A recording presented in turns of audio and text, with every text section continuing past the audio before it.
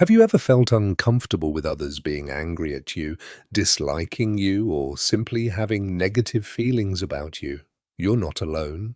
And the good news is, this is something you can actually change.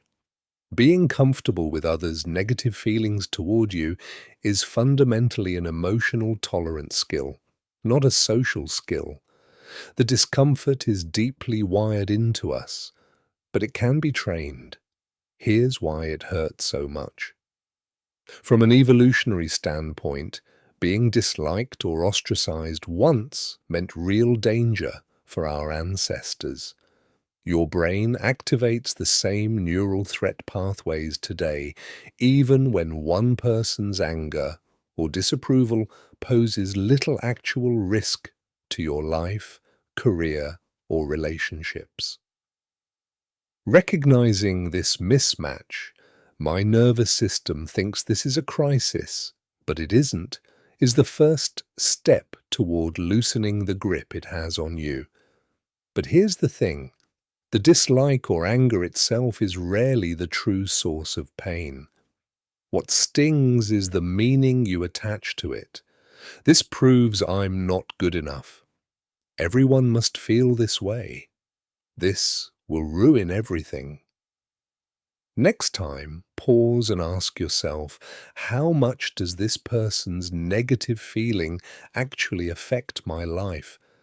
Am I generalizing from one incident into a global statement about my worth? Is it possible they dislike me for reasons rooted in their psychology, not mine? After all, haven't you ever disliked someone for fairly minor reasons? Other people's anger is almost always a defense mechanism. It alleviates their own fear, shame, or insecurity. It is not a definitive judgment of you. When you can see anger as a signal about someone's inner state rather than proof of your failings, it becomes much easier to stay grounded and stop taking it personally.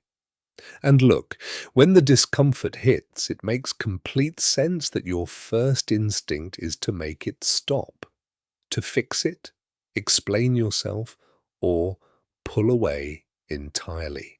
That's a very human response.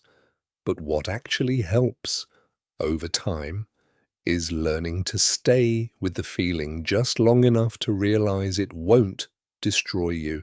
Not because you're suppressing it, but because you're letting it move through you. Breathe through it. Write it down if you need to. The simple act of naming what you feel, I'm scared this person thinks badly of me, takes it out of your nervous system and puts it somewhere you can actually look at it.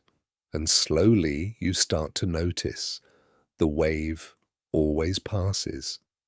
The same goes for when someone is openly angry at you. You don't have to choose between protecting yourself and being compassionate. You can acknowledge their pain. I can see you're really upset, and I get that, without accepting mistreatment. That combination, empathy and self-respect held at the same time, is actually one of the most sophisticated emotional skills a person can develop. Most people were never taught it. That's not a personal failure. It's just a gap that can be filled. And sometimes, yes, you will have genuinely done something wrong. When that happens, a real apology, clean and without deflection, is one of the healthiest things you can do. It closes something. But when you haven't done anything wrong, you need to know deep down that their negative feeling is not yours to carry. You are not responsible for regulating other people's emotional worlds. Learning to tell the difference between owning what's truly yours and absorbing what belongs to someone else is quietly one of the most freeing things you'll ever experience. Here's the last thing, and maybe the most important.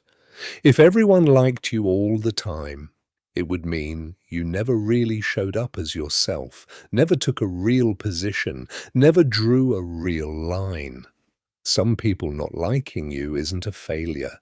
It's proof that you exist, that you're real. The discomfort with disapproval gradually loses its power, not because people stop having opinions about you, but because your sense of who you are stops depending on what those opinions are. That's the shift, and it's completely within reach.